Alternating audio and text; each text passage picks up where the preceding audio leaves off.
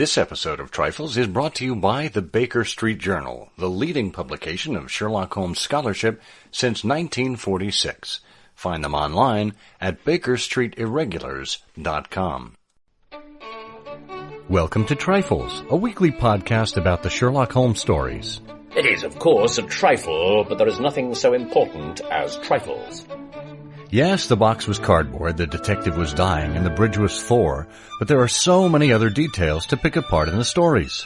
Pray, be precise as to details. Have you ever stopped to wonder why James Phillimore disappeared looking for his umbrella? Or just how parsley can manage to sink into the butter? You are very inquisitive, Mr. Holmes. It is my business to know what other people don't know. Scott Monty and Bert Wolder will have the answers to these questions and more in Trifles. The game's afoot. Episode 226, Money Woes. Well, hello and welcome to Trifles, the Sherlock Holmes podcast where we talk about the details in the Sherlock Holmes stories. I'm Scott Monty. I'm Bert Wolder. And whoa, Bert. Whoa. How are you today? I'm full of woe. Whoa. Well, we are going to talk about money woes. If you'd like to see the show notes for this episode, they're available at ihose.co/trifles226.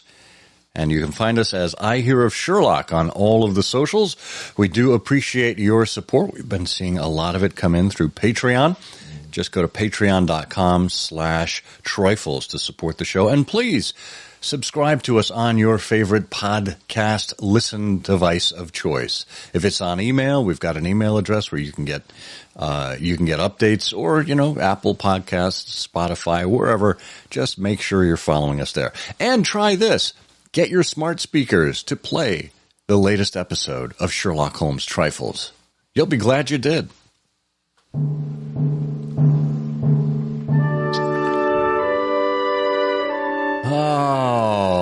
Oh, Shakespeare says, I think it's Shakespeare, it's either Shakespeare or the Bible, that the love of money is the root of all evil. And that being said, there are a lot of roots to dig up in the canon, aren't there? Yes, there are. Now I'm very curious, though, to find out whether or not that's a Shakespearean quote or a biblical quote.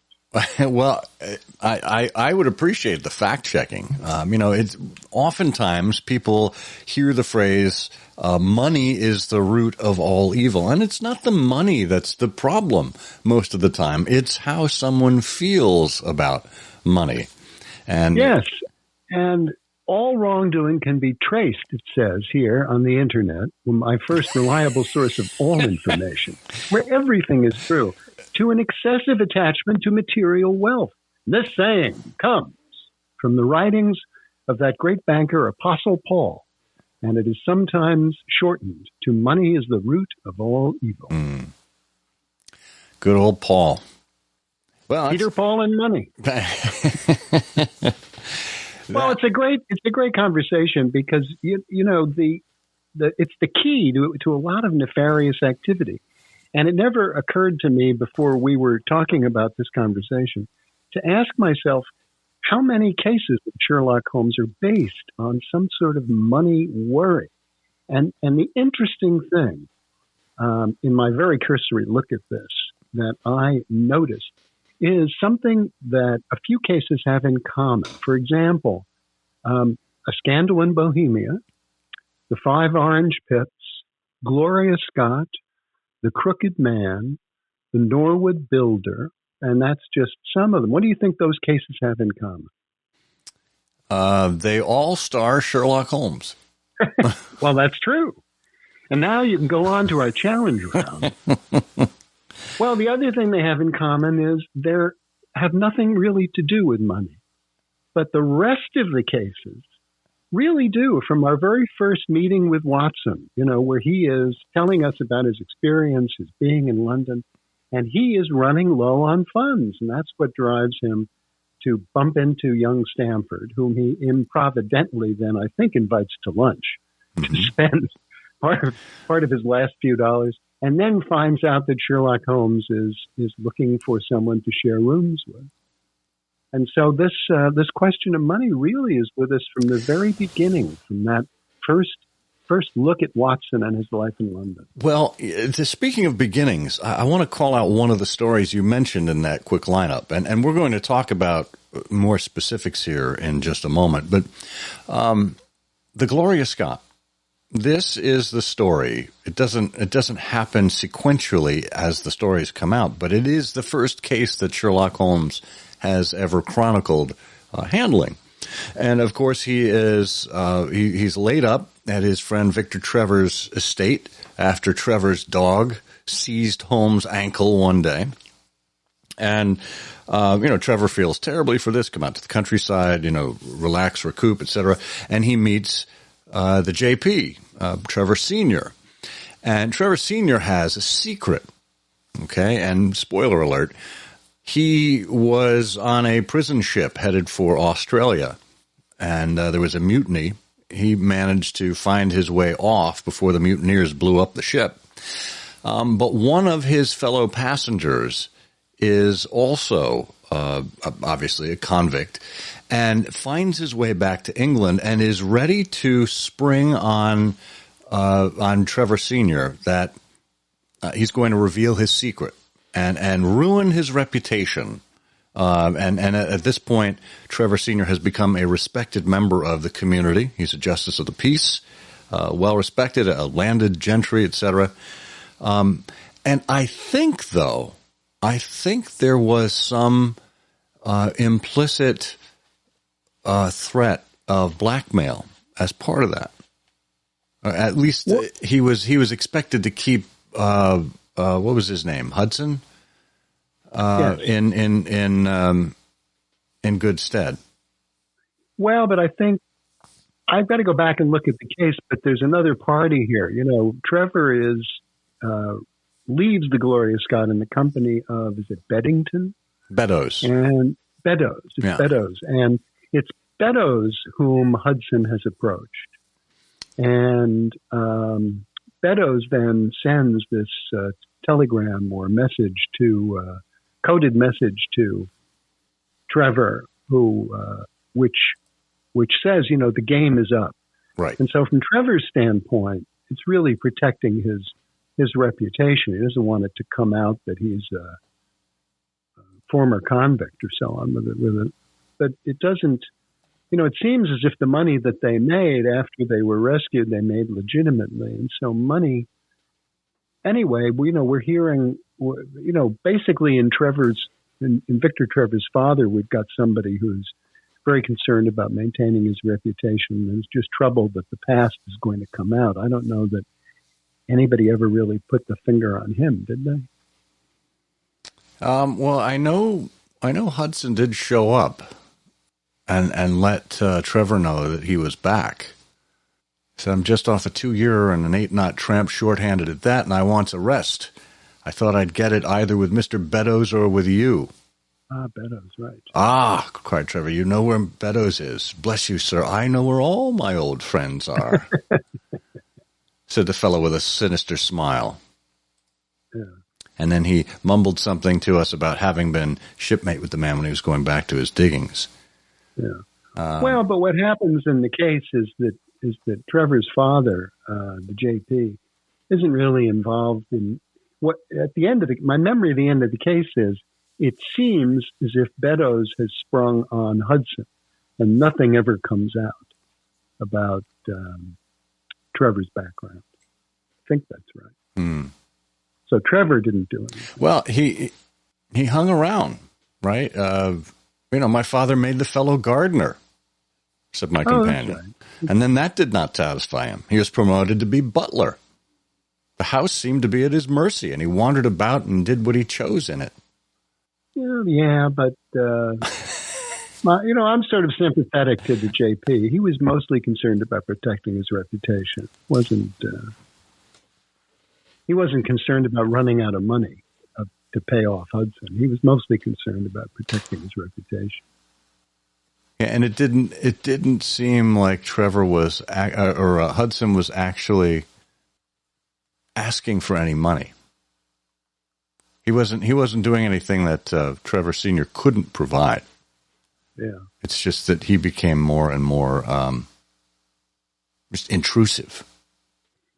So. It's enlightening, too, though, to talk about that, because it does give you some insight into the structure of the case, and the decisions that, as an example, Conan Doyle made in putting this together. Because actually, if somebody comes back and just puts a touch on you for money, it becomes a lot shorter as a story.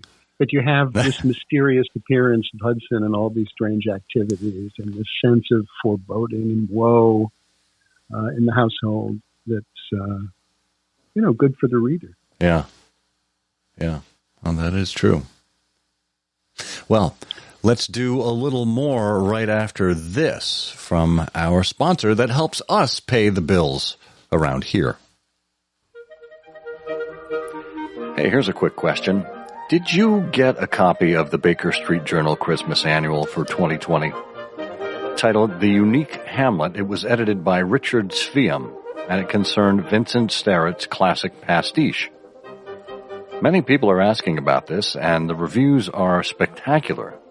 The only thing is, you can't get a copy. Why? Well, the only way you can get a copy of the Baker Street Journal Christmas Annual every year is if you have an annual subscription. It's now 2021. Isn't it time that you took out a subscription to the Baker Street Journal? Not only will you get the 4 issues that arrive in the spring, summer, autumn, and winter, but you'll get that 5th Christmas annual issue as well. It's the only way to get that particular issue with one single topic, edited by some of the best Sherlockians in the world. Don't miss your opportunity to get a copy of the 2021 Christmas Annual from the Baker Street Journal at BakerStreetIrregulars.com today. That's great, because I usually ask for a 5th for Christmas myself. Well, we're talking about money woes here on Trifles, and we got into that little side debate about Trevor Sr., but there are quite a few other people who had money woes that are worth mentioning, and not all of them are obvious. I mean, when you think of the big players here, Grimsby Roylott, Jeffro Rucastle, a couple of guys whose family situations meant that if their daughters got married or stepdaughters got married, then they were suddenly out of an income. So this caused them to be quite cunning and quite evil in their designs. One keeping his daughter locked up, the other actually attempting to murder his daughter after having successfully murdered another one. 500 batting average there for Dr. Roylott. Let's talk, though, about other associated figures who may not be so obvious, but who were dealing with issues related to the pecuniary. I like that phrase, issues related to the pecuniary. Well, they're really everywhere. You're right in that some are more obscure than others. But in Sign of Four, as an example, Agra treasure, there you have riches that are tied to murder and betrayal. In the Red-Headed League, got poor Jabez Wilson, who's running his pawn shop, and finds that an additional £4 a week, by the way, which is a tidy little sum, would come in very handy. Oh, and what's interesting too about Jabez Wilson is he gets the additional income from copying out the Encyclopedia Britannica, which, when you think about it, is half a mindless task, although half a very educational task as well. He's running a pawn shop, right? So he's probably not rolling in it to begin with. But at the same time, just to make it clear to the reader how hard up for money he is, he brings in this helper, Vincent Spaulding, at half wages. Right, so he's already getting additional money from the side gig, and he's willing to hire someone at half wages. So Jabez Wilson there was a lot more going on there than we can possibly imagine. Yes. He did quite well for a little while there. He did. And then there's another stepdaughter and money associated with a case of identity. And then in the Boscombe Valley mystery, you've got more echoes of these things that go on with the Trevors that we just talked about, because that's a case of another identity in another far off part of the world. But there, they were involved in stick-ups in the diggings. These were robbers. So there's certainly money worries. Mm. And then in Twisted Lip, you've got Neville Sinclair's income, which he's really trying to protect.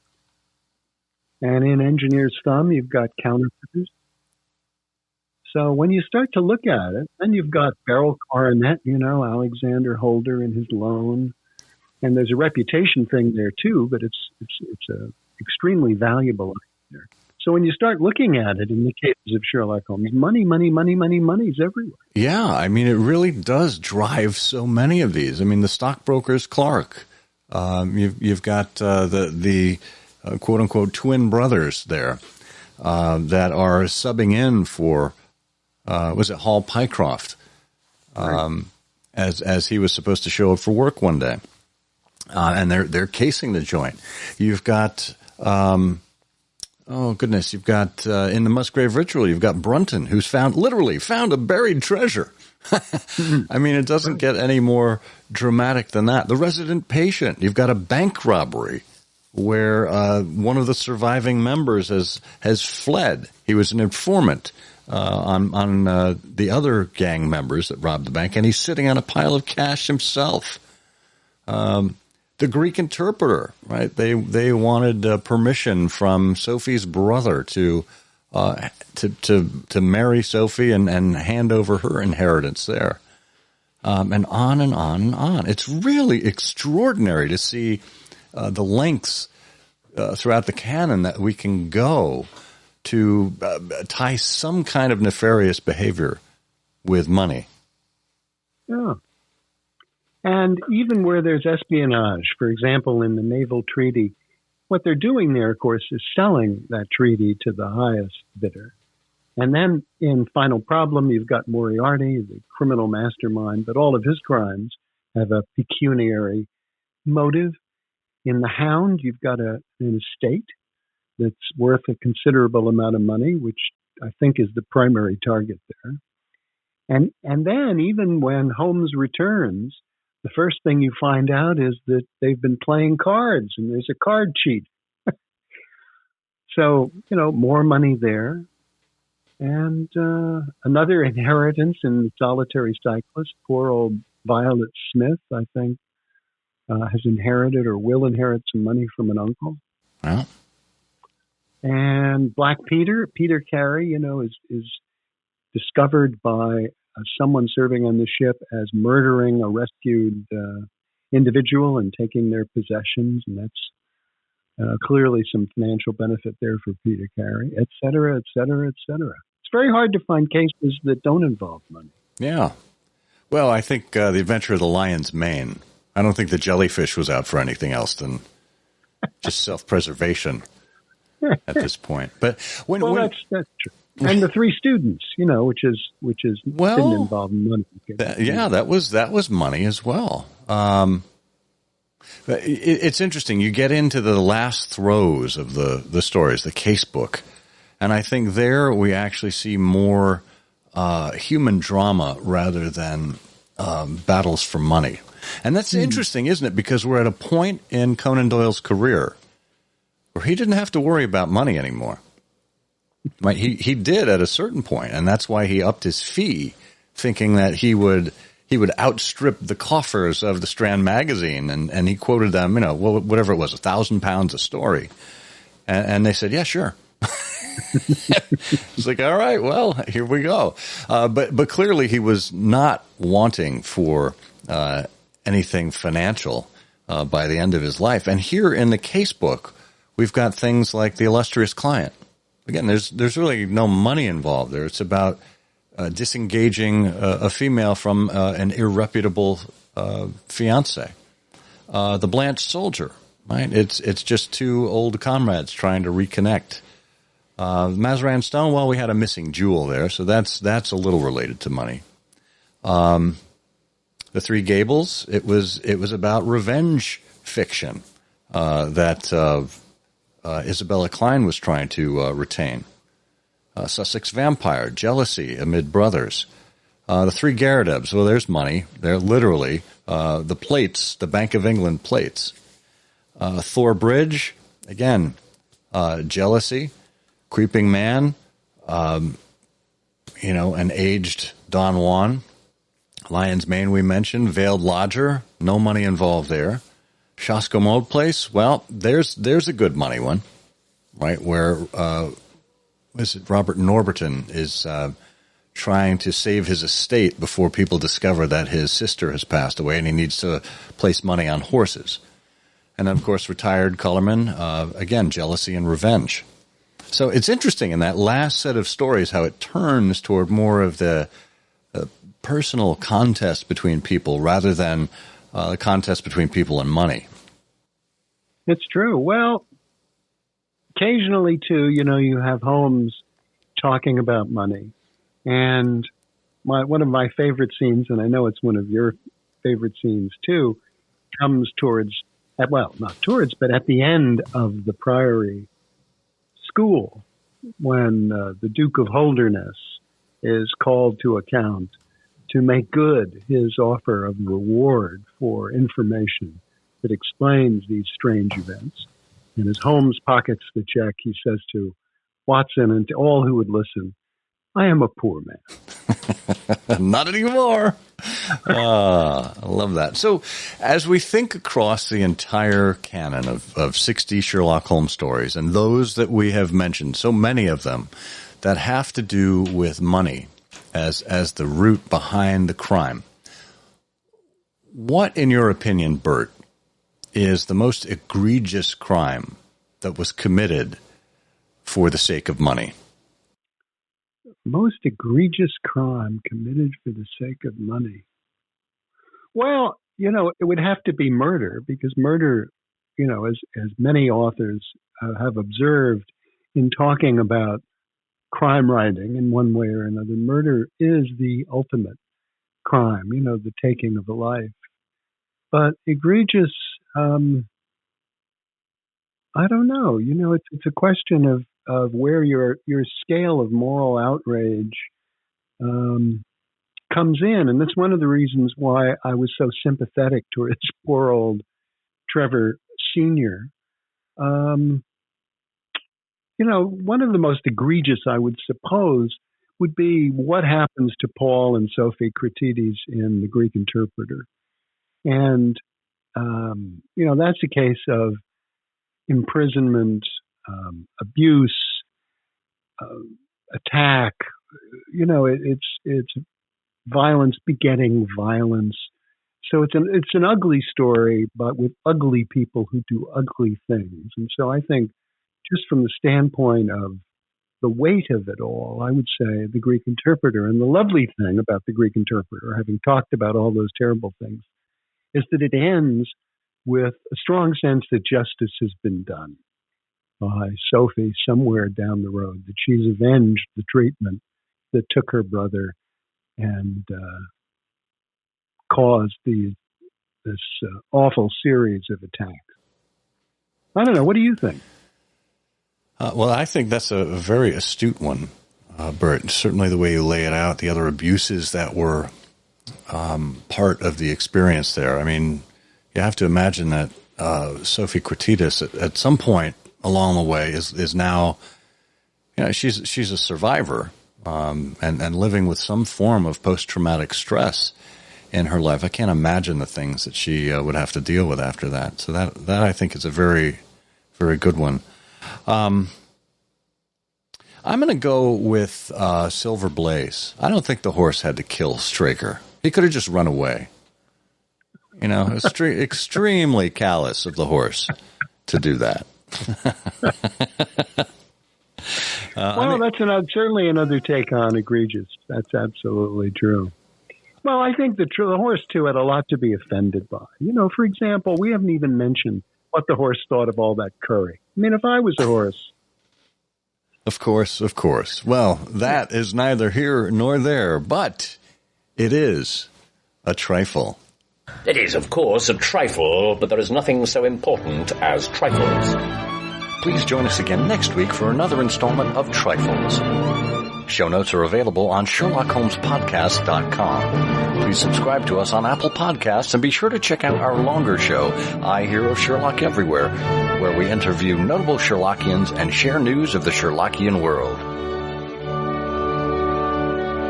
You take my breath away, Mr. Holmes.